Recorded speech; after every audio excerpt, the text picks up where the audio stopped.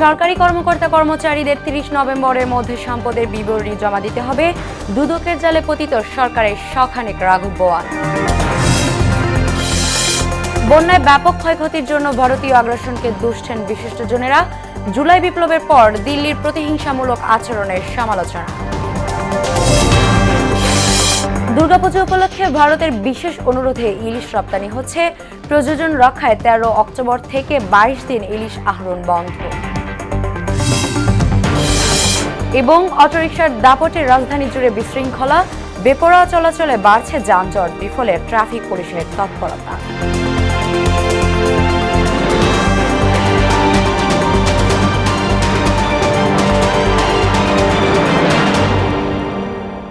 আসসালামু আলাইকুম, সবাইকে মোহনা সংবাদে স্বাগত। শুনছিলেন শিরোনাম, সঙ্গে আছে আমি সাদিয়া ইসলাম তৃষা। এবারে বিস্তারিত। ১৫ লাখ সরকারি কর্মকর্তা কর্মচারীকে আগামী ৩০ নভেম্বরের মধ্যে সম্পদের বিবরণী জমা দিতে হবে বলে জানিয়েছেন জনপ্রশাসন মন্ত্রণালয়ের সিনিয়র সচিব মোহাম্মদ মুখলেসুর রহমান। সচিবালয়ে মন্ত্রণালয়ের সভাকক্ষে এক সংবাদ সম্মেলনে তিনি এও বলেন, বিবরণীতে অনিয়ম পেলে অপরাধের মাত্রা বিবেচনায় তিরস্কারের পাশাপাশি সংশ্লিষ্ট ব্যক্তিকে চাকরিচ্যুত করা হতে পারে। সচিব জানান, প্রতি বছর ৩১ ডিসেম্বরের মধ্যে সরকারি কর্মচারীদের সম্পদের বিবরণী জমা দিতে হবে। যেহেতু এই বছর আমাদের নতুন একটা বছর পাইনি, ভাঙা বছর, এই জন্য এই বছরেরটা ৩০শে নভেম্বরের মধ্যে জমা দিতে হবে। এবং এটা কিভাবে জমা দিতে হবে?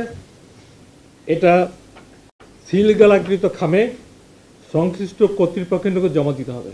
বিজ্ঞ আদালতের আদেশ ও সংশ্লিষ্ট কর্তৃপক্ষের অনুমোদন ব্যতীত সম্পদ বিবরণীর তথ্য সম্পূর্ণ বা আংশিক হস্তান্তরযোগ্য নয়। ক্লজ 2, সম্পদ বিবরণী অতি গোপনীয় দলিল বিধায় এক্ষেত্রে তথ্য অধিকার আইন ২০০৯ প্রযোজ্য হবে না। পতিত সরকারের শখানেক রাঘব বোয়াল এখন দুদকের জালে। দেশে বিদেশে এদের অবৈধ সম্পদের খোঁজে নেমেছে সংস্থাটি। এদিকে দুর্নীতির অভিযোগে সাবেক প্রধানমন্ত্রী এবং তার পরিবারের সদস্যদেরকেও আইনের আওতায় আনার দাবি জানিয়েছেন সাধারণ মানুষ। আর পতিত সরকারের দুর্নীতি অনুসন্ধানে অন্তর্বর্তী সরকার রাজনৈতিক চাপমুক্ত থেকে কাজ করবে বলে আশা করছেন দুদকের পাবলিক প্রসিকিউটর। আরও জানাচ্ছেন রেজা খান।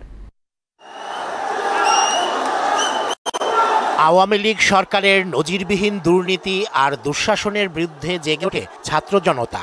অবিশ্বাস্য গণ অভ্যুত্থানে পতন হয় ফ্যাসিবাদী সরকারের। এরপর একে একে বেরিয়ে আসতে থাকে পতিত সরকারের মন্ত্রী, এমপি ও আমলাদের দুর্নীতির ফিরিস্তি। এরই মধ্যে দুদকের অনুসন্ধানের তালিকায় আছে প্রায় ১০০ প্রভাবশালীর নাম। ভবিষ্যতে কোনো রাজনীতিবিদ যাতে দুর্নীতি করার সাহস না পায়, তাই এদেরকে দৃষ্টান্তমূলক শাস্তি নিশ্চিত করার তাগিদ সাধারণ মানুষের। রূপপুর যেই কেন্দ্র, এটা থেকেই দেখা গেছে আপনার প্রায় $500 কোটি ওখান থেকে উনি দুর্নীতি করে নিচ্ছে। দুর্নীতি যখন কমিশন করে ভাবে কঠোর স্টেপ নিতে হবে, যাতে ভবিষ্যতে নেক্সট ওটাকে দেখে সবাই ভয় পায়। তাদেরকে দেশে ফিরাই না, তাদেরকে ফাঁসির কাজটা দেওয়া উচিত। পতিত সরকারের প্রধানমন্ত্রী এবং তার পরিবারের সদস্যদের দুর্নীতির অনুসন্ধান করে তাদেরকেও আইনের আওতায় আনার তাগিদ দেন তারা। প্রধানমন্ত্রীর ছেলে, তার বোন বিদেশে টাকা পাচার করছে, সমস্ত টাকা দেশে ফিরে আনা। বঙ্গবন্ধুর কন্যা হিসেবে শেখ হাসিনার প্রতি মানুষের যে আস্থাটা রাখছিল, উনি সেটা রাখতে পারেনি। বিদেশে যে এত হাজার কোটি টাকা পাচার হয়ে গিয়েছে, সেগুলো দেশে ফেরত আনানো। এদিকে দুদক সংস্কারের উদ্যোগকে স্বাগত জানিয়ে শেখ হাসিনা সরকারের দুর্নীতি অনুসন্ধানে তারা চাপমুক্ত থেকে কাজ করবে বলে মনে করেন সংস্থাটির পাবলিক প্রসিকিউটর। অন্তর্বর্তীকালীন সরকারের ক্ষমতার সময় স্বাভাবিকভাবেই কমিশন হয়তো রাজনৈতিক চাপের বাইরে আছে। সেই ক্ষেত্রে তারা আরও বেশি তদন্ত এবং অনুসন্ধানের ক্ষেত্রে আমি মনে করি যে কমিশন অনেকটাই চাপমুক্ত আছে। সাবেক প্রধানমন্ত্রী ও তার পরিবারের সদস্যদের দুর্নীতির অনুসন্ধানে গণদাবির প্রতিও সমর্থন জানান এই আইনজীবী। তাদের বিরুদ্ধে তো বলা নাই আইনে যে তাদের বিরুদ্ধে ব্যবস্থা নেওয়া যাবে না। রেজা খান, মোহনা সংবাদ, ঢাকা।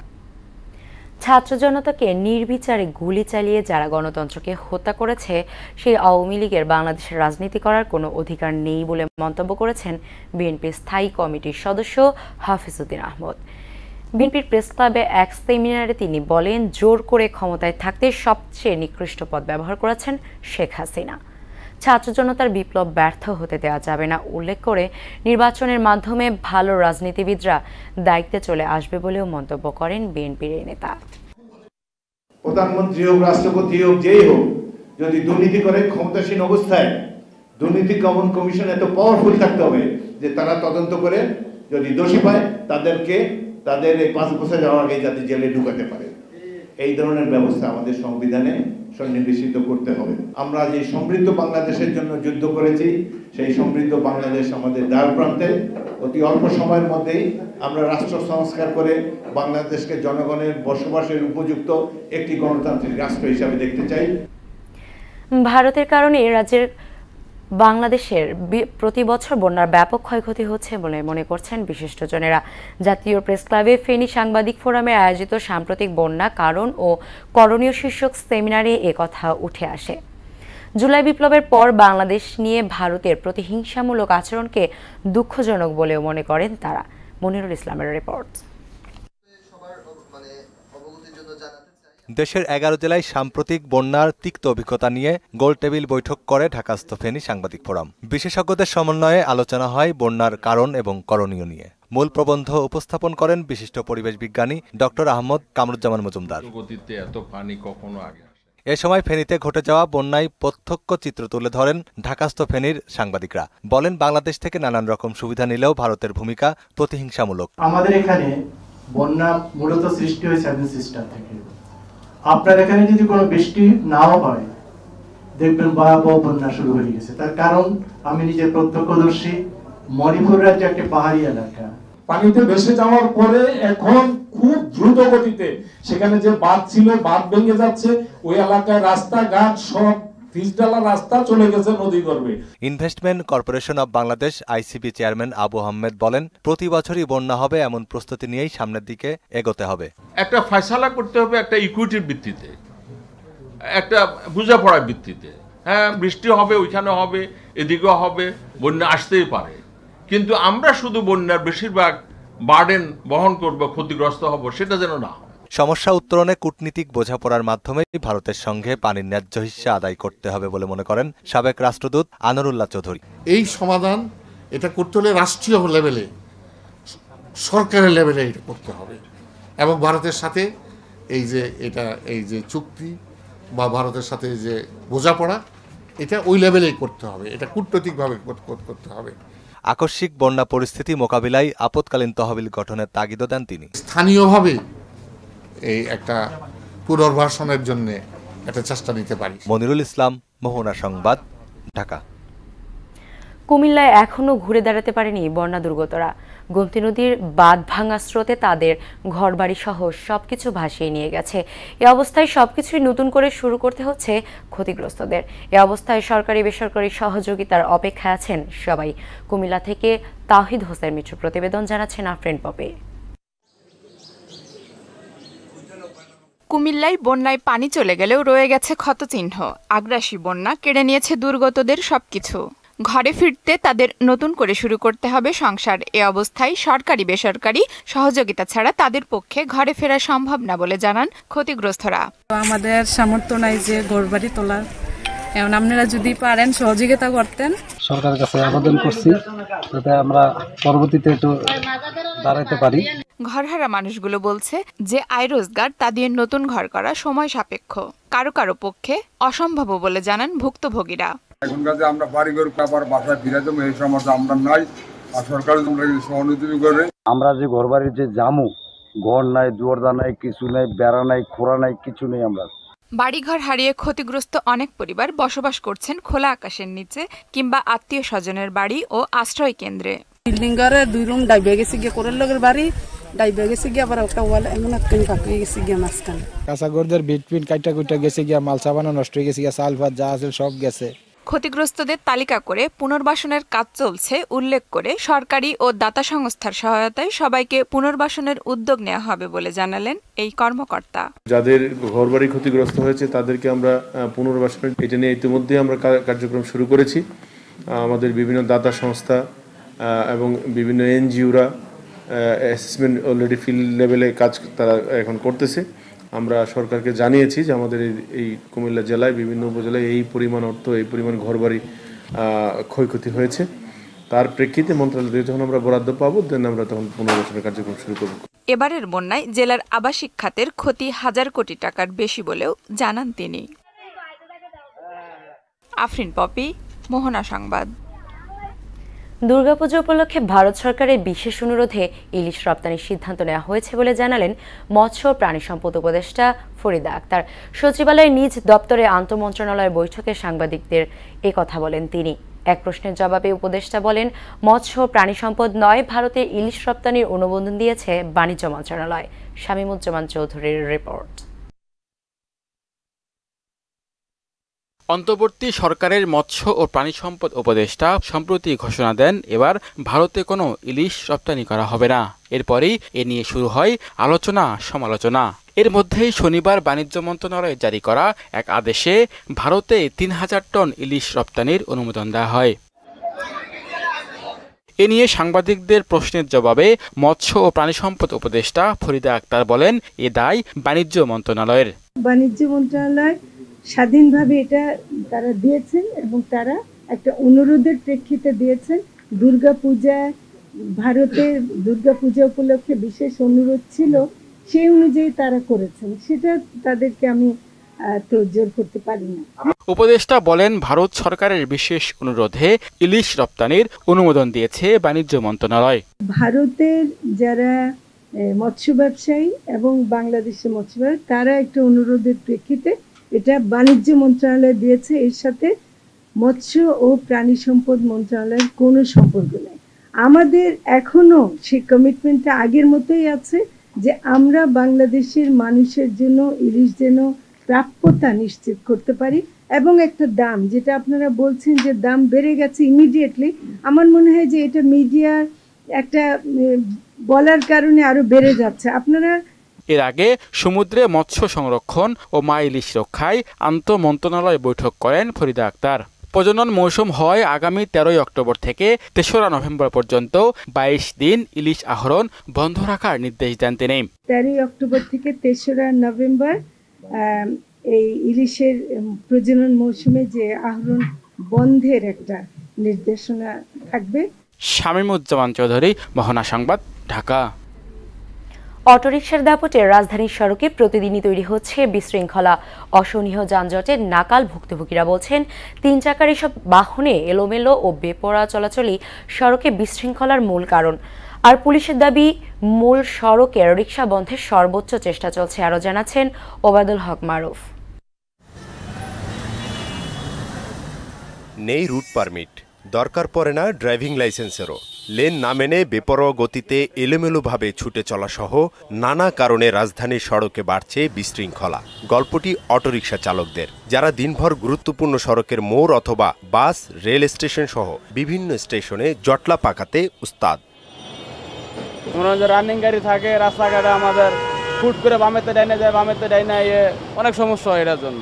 এলোমেলো করে গাড়ি চালাচ্ছে এরা, অনেক সমস্যা হয় আমাদের গাড়ি চালাইতে, গাড়ির দাগ লাগাই যায়। ডাইরেক্ট মেন রোডে পা উপরে উড়ে মনে করেন যে চলতে আছে, একটা লোকে তর্ক করলে 5টা হয়।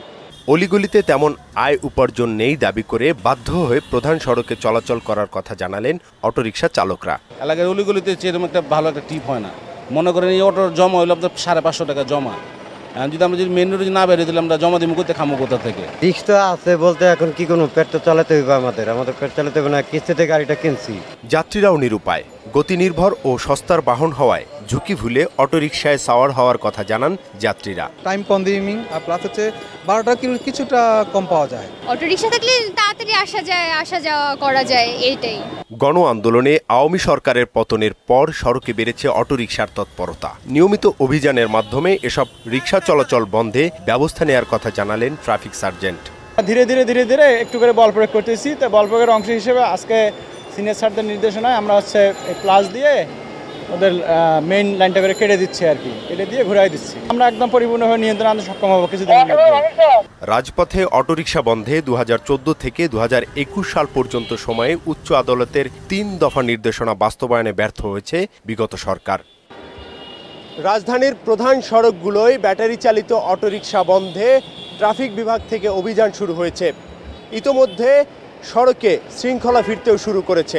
তবে বিচ্ছিন্নভাবে এখনও কিছু কিছু সড়কে চলছে অটোরিকশা। সংশ্লিষ্টরা মনে করছেন অটোরিকশা বন্ধ করা গেলে শহরের রাস্তায় শৃঙ্খলা অনেকাংশে ফিরে আসবে। ওবায়দুল হক মারুফ, মোহনা সংবাদ, ঢাকা।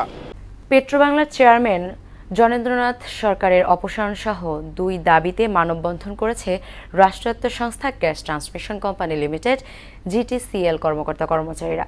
আগারগাঁওয়ের সংস্থার প্রধান কার্যালয়ের সামনে মানববন্ধনে বক্তারা বলেন, গ্যাস সরবরাহের চুরির অংশ সিস্টেম লসের নামে অন্যায়ভাবে GTCL এর উপর চাপিয়ে দেওয়া হয়েছে ষড়যন্ত্র। এটি প্রতিহত করার পাশাপাশি চাপিয়ে দেওয়া সকল বৈষম্যমূলক অর্গানোগ্রাম দ্রুত সংস্কার করতে হবে। একজন সচিবের নেতৃত্বে করা বোর্ডের সিদ্ধান্ত কিভাবে পেট্রো বাংলার চেয়ারম্যান একজন এডিশনাল সেক্রেটারি তিনি কিভাবে কেটে দেন, অসৎ উদ্দেশ্যে তিনি এটা করেছেন। আমরা এজন্যই আন্দোলন করছি, আমরা পেট্রো বাংলার চেয়ারম্যান মহোদয়ের পদত্যাগ চাই।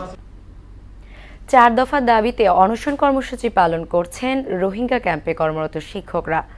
সকাল থেকে কক্সবাজার রোহিঙ্গা শরণার্থী ও ত্রাণ প্রত্যাবাসন কর্মকর্তার অফিসের সামনে প্রায় 2000 শিক্ষক অংশ নেন। শিক্ষার্থীদের 4 দফা দাবি হচ্ছে বেতন বৃদ্ধি, মাতৃত্বকালীন ছুটি, বোনাস ও বিনা কারণে ছাঁটাই বন্ধ। বিকেলে শিক্ষকদের 11 জনের একটি প্রতিনিধি দল RRRC কর্মকর্তাদের সঙ্গে বৈঠক করেন। তবে বৈঠকে সন্তোষজনক না হওয়ায় আন্দোলন অব্যাহত রাখেন শিক্ষকরা। ঋতু পরিবর্তনের ফলে পটুয়াখালীতে বাড়ছে শিশুদের ঠান্ডাজনিত রোগ। এতে আক্রান্ত হয়ে গত 3 সপ্তাহে হাসপাতালে ভর্তি হয়েছে 363 শিশু।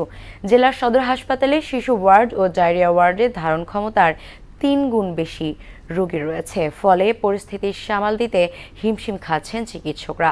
পটুয়াখালী থেকে খোকন হাওলাদারের প্রতিবেদন, জানাচ্ছেন শারমিন স্বর্ণা। আবহাওয়ার হঠাৎ পরিবর্তনের ফলে পটুয়াখালী সহ উপকূলীয় অঞ্চলে ব্যাপকভাবে দেখা দিয়েছে শিশুদের শ্বাসকষ্ট, নিউমোনিয়া ও ডায়রিয়ার মতো রোগ। পটুয়াখালী মেডিকেল কলেজ হাসপাতালের শিশু ওয়ার্ডের 40টি বেডের বিপরীতে ভর্তি রয়েছে 120 শিশু। এক বেডে সেবা নিচ্ছে 2 থেকে 4 জন শিশু। গরমের জন্য শিশুরা অসুস্থ হয়ে পড়ছে, আবার এই গাদাগাদি অনেক জনগণ আসতেছে, মা বাবা আত্মীয় স্বজন অনেকে আইসে ভিড় করতেছে। একটা বেডে 3 জন 4 জন রোগী দেয়। আমরা আসি সুস্থতার জন্য, কিন্তু সুস্থতা আমরা পাই না। রোগী বেশি, মানে বেড কম, এদিকে দেখা যাচ্ছে মানে 2 জন 3 জন করে থাকা হচ্ছে, মানে এই সমস্যাটা। জেলার উপজেলার স্বাস্থ্য কমপ্লেক্সগুলোতে শিশু বিশেষজ্ঞ না থাকায় চাপ পড়েছে 250 শয্যা হাসপাতালে। পার্শ্ববর্তী জেলা বরগুনা, আমতলী ও বেতাগী উপজেলার অনেক রোগীও এখানে আসছে। জায়গার সংকটের কারণেই তো একটা বেডে 3টা করে বাচ্চা দেওয়া হয়। বেশি বাড়াইয়া বেড বানাই দিলে তাহলে মনে করেন ভালো করে থাকতে পারতো রোগী নিয়ে। হঠাৎ রোগীর সংখ্যা বেড়ে যাওয়ায় চিকিৎসা দিতে হিমশিম খেতে হচ্ছে বলে জানান এই চিকিৎসক। আমাদের এখানে বেড সংখ্যার চেয়ে 3 গুণ রোগী বেশি। যেমন আমাদের প্রিভিয়াস রোগী ছিল 113 এবং সকাল থেকে আরও 6-7 জন রোগী অলরেডি অ্যাডমিটেড হয়েছে। তবে আমরা এখন বেশি দেখতে পাচ্ছি বাচ্চাদের শ্বাসতন্ত্রের প্রদাহ, মানে শ্বাসকষ্ট, কাশি, জ্বর। আমাদেরই তো 40 বেড, আমাদের রোগী বর্তমানে আছে 120 জন। সেই ক্ষেত্রে আমরা প্রত্যেক বেডে 3 থেকে 4 জন বাবু রেখে সেবা দিচ্ছি। আর হাসপাতালের তত্ত্বাবধায়ক জানালেন, শয্যা সংখ্যার কয়েক গুণ বেশি রোগী চিকিৎসা নিচ্ছে। আমাদের 500 বেডের যে মেডিকেল কলেজ হাসপাতাল সেটা এখনো আমরা চালু করতে পারি নাই। তাই সেই 250 শয্যার মধ্যে আমাদের শিশু রোগীদের জন্য 40টি বেড নির্ধারিত, কিন্তু আমাদের বছরের অধিকাংশ সময় বেডের চেয়ে রোগী বেশি থাকে, যেটা বর্তমানে প্রায় 3 গুণ। এ সময় শিশুদের বিশেষ যত্নের পরামর্শ দিয়েছেন চিকিৎসকরা। শারমিন স্বর্ণা, মোহনা সংবাদ। শেষ করব মোহনার সংবাদ যাবার আগে শিরোনামগুলো আরো একবার।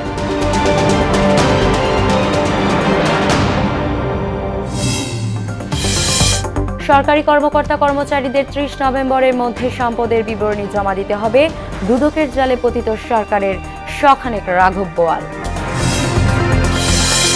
বন্যায় ব্যাপক ক্ষয়ক্ষতির জন্য ভারতীয় আগ্রাসনকে দুষছেন বিশিষ্টজনেরা।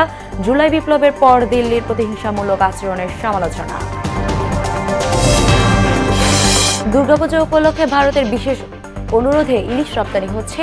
প্রযোজন রক্ষায় 13 অক্টোবর থেকে 22 দিন ইলিশ আহরণ বন্ধ। এবং অটোরিকশার দাপটে রাজধানী জুড়ে বিশৃঙ্খলা, বেপরোয়া চলাচল, বাড়ছে যানজট, বিফলে ট্রাফিক পুলিশের তৎপরতা। এই ছিল মোহনার সংবাদে। পরবর্তী সংবাদ রাত 9টায়। মোহনার সবশেষ খবর জানতে ভিজিট করুন www.mohana.tv। সংবাদ দেখতে পারেন ফেসবুক, ইউটিউবে। এতক্ষণ সাথে থাকার জন্য ধন্যবাদ সবাইকে।